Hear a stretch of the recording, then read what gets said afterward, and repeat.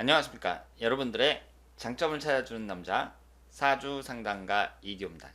이기호의 유명인 사주 분석. 오늘은 94년생 젊은 남자 배우고요.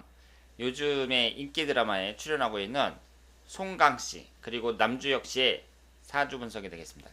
이 94년생 젊은 유망주들, 이분들의 사주를 두 분을 같이 한번 분석해 보도록 하겠습니다.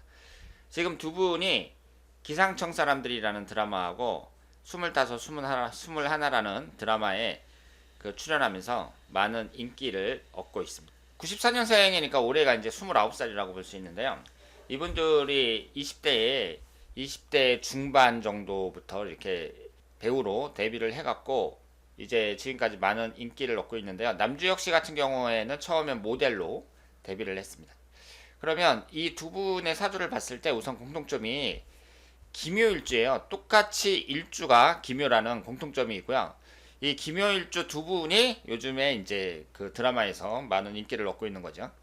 그리고 송강 씨하고 남주혁 씨를 보면 지금 보시는 것처럼 3주지만 오행이 좀 치중되어 있습니다. 송강 씨 같은 경우에는 그 화기운하고 금기운하고 수기운이 없습니다. 이 3주 안에 목기운하고 토기운밖에 없어요. 그리고 남주혁 씨 같은 경우는 금기운하고 수기운이 없습니다.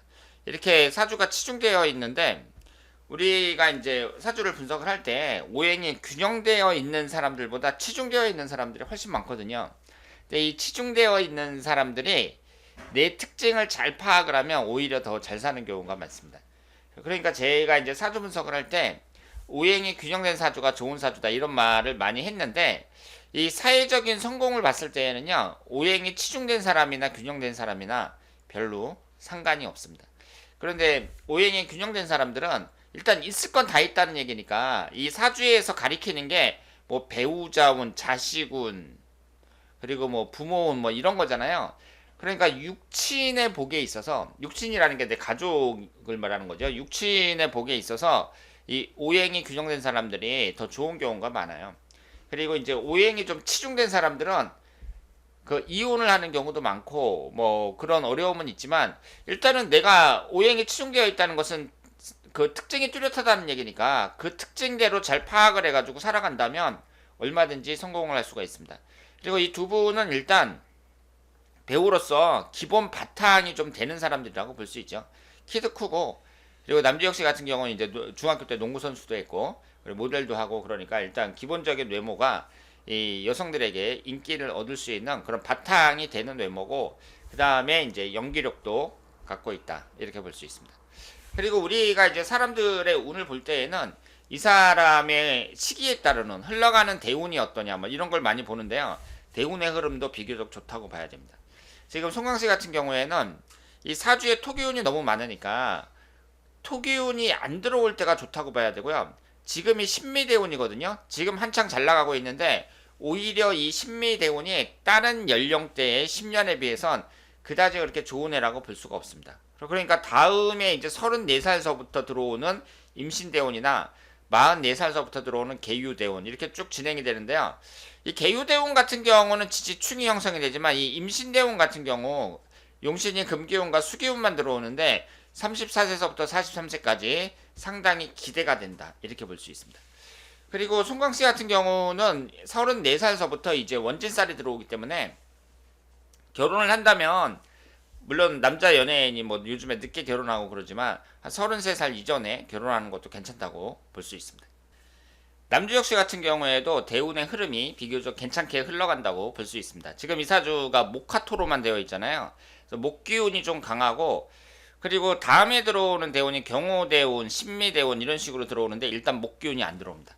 관살인 목기운이 안 들어오고 용신인 금기운, 그리고 토기운, 수기운으로 계속 들어온다는 점에서 이 두 사람이 이제 30대, 40대가 더 기대가 된다 이렇게 볼 수 있습니다.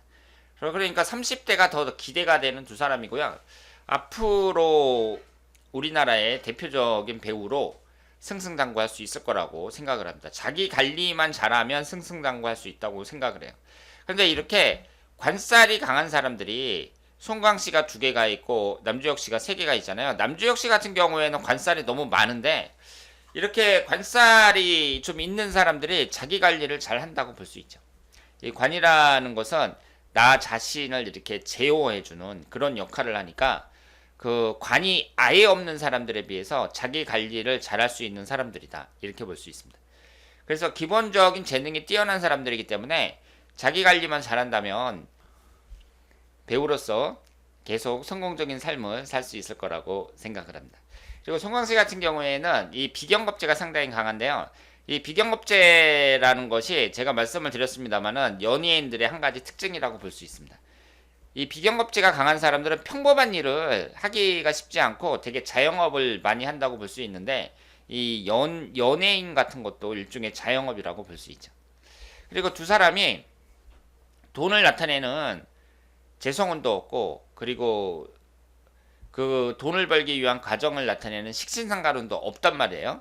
그러니까 두 사람이 만약에 사업을 한다 그랬을 때는 어때요? 사업은 별로라고 볼 수 있습니다. 그래서 송강 씨나 남주혁 씨가 이제 연예인으로 사시면서 다른 사람들처럼 이렇게 사업을 하는 거 이것은 그 바람직하지 않고 연기에만 전념하는 게 낫다 이렇게 볼 수 있습니다.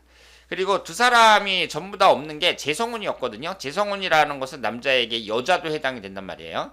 그런데 이 두 가지가 없기 때문에 두 사람이 대체적으로 이성운은 그다지 좋다고 보기는 어렵습니다. 다만 송강씨 같은 경우에는 34살 이후에 천간에 수기운이 들어오긴 하는데요. 이 임신대운이 묘신 원진살이거든요. 원진살이 시작하는 대운이기 때문에 33살 이전에 결혼하는 거 제가 추천해드렸고요. 그리고 남주혁 씨 같은 경우에는 이 수기운이 대운에도 안 들어옵니다. 그래서 여자운이 비교적 약하다 이렇게 볼 수 있습니다. 그런데 이 관살이라는 것은 자식운이니까 이 자식운이 강하다는 얘기는 내가 결혼해서 아이를 낳는다는 얘기잖아요. 그래서 결혼은 할 수 있을 거라고 생각을 합니다. 자, 그래서 오늘 요즘에 두 드라마에서 뜨고 있는 그 송강 씨하고 남주혁 씨의 사주 분석이었습니다. 두 분이 오행이 좀 치중되어 있고 그 대신 이제 그 앞으로 흘러가는 그 시기에 따른 운이 대단히 좋다는 거 이 점하고 그래서 지금 올해 29살인데 내년이면 이제 30대로 접어들잖아요. 지금 현재 20대보다 30대가 오히려 더 기대가 된다. 이렇게 말씀을 드리겠습니다. 자, 그러면 지금까지 송강 씨와 남주혁 씨의 사주 분석이었습니다. 대단히 감사합니다.